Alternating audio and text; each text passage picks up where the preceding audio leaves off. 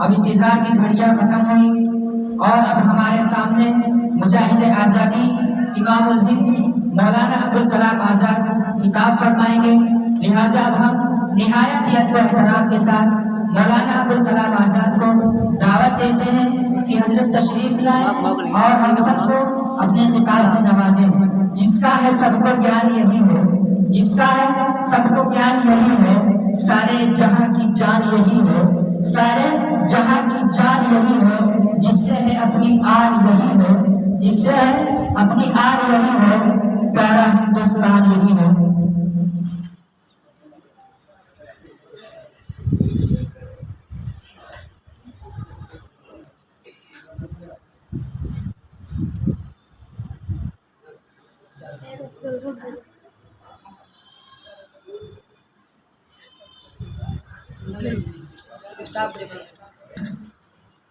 السلام علیکم ورحمۃ اللہ وبرکاتہ۔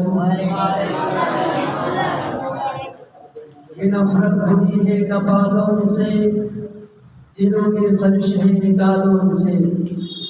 یہ نفرت بری ہے نہ بالوں سے، دلوں میں خلش ہے نکالو ان سے۔ نہ میرا نہ تیرا نہ اس کا نہ اس کا، نہ میرا نہ تیرا نہ اس کا نہ اس کا، یہ وطن ہے ہم سب کا بچا لو ان سے۔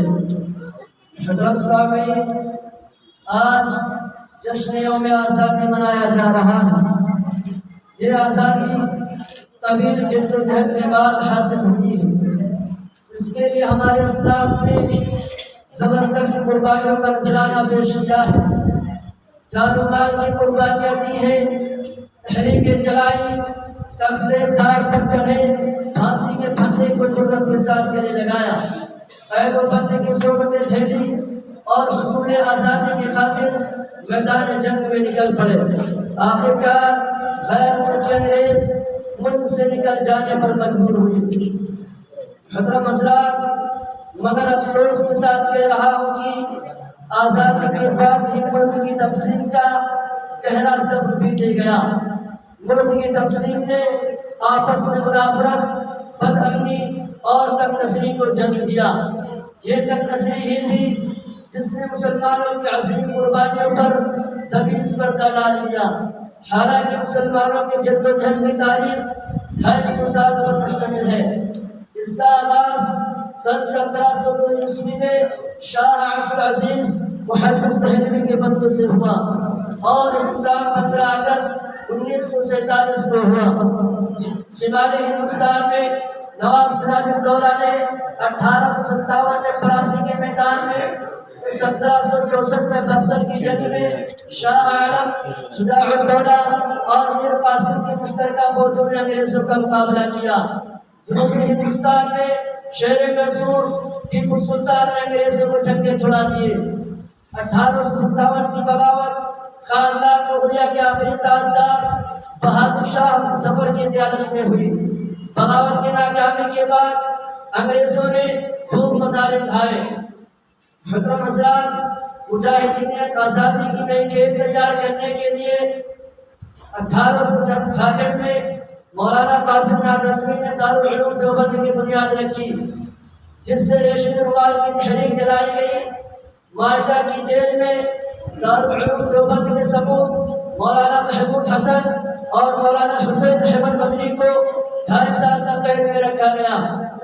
ہندوستان چھوڑو آندولن چلا تو اس میں کرو یا مرو کا نعرہ یوسف مہر علی نے دیا۔ ٹیکس مت تو تحریک چلی تو اس نے قیادت سرحدی گاندھی خان عبد الغفار خان نے کی۔ آزادی کے لیے برما کے مسلمان تاجر عبدالحبیب مارخانی نے 1,34,00,000 روپے بطور چندہ دیا تھا۔ جب گلستہ کو خون کی ضرورت پڑی سب سے پہلے ہماری ہی گردن کٹی۔ جب گلستہ کو خون کی ضرورت پڑی سب سے پہلے ہماری ہی گردن کٹی۔ پھر بھی کہتے ہیں ہم سے یہ اہل چمن، پھر بھی کہتے ہیں ہم سے یہ اہل چمن، یہ چمن ہے ہمارا تمہارا نہیں۔ حضرت سامعین، ہمیں آج ضرورت اس بات کی ہے کہ ہم آزادی کی قیمت کو سمجھیں اور مجاہدین آزادی کو حقیقی معنوں میں خراج عقیدت پیش کریں، اور ہم سب مل کر ایک صورتحال تاب لے اور اپنے ملک کی بقا کے لیے اس قدر مستحکم ہو جائے کہ ہمارے ملک کے خلاف غلط عزائم اور منصوبے کرنے والوں کی رات خاک میں مل جائے۔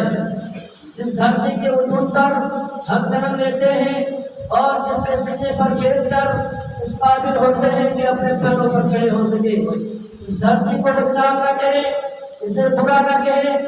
کوئی اس سے بڑا منافق اور بدخیانت کون ہو سکتا ہے جو اس کی تھالی میں چینج کرے جس میں وہ کھاتا ہو۔ بہت بہت شکریہ۔ جے ہند، جے بھارت۔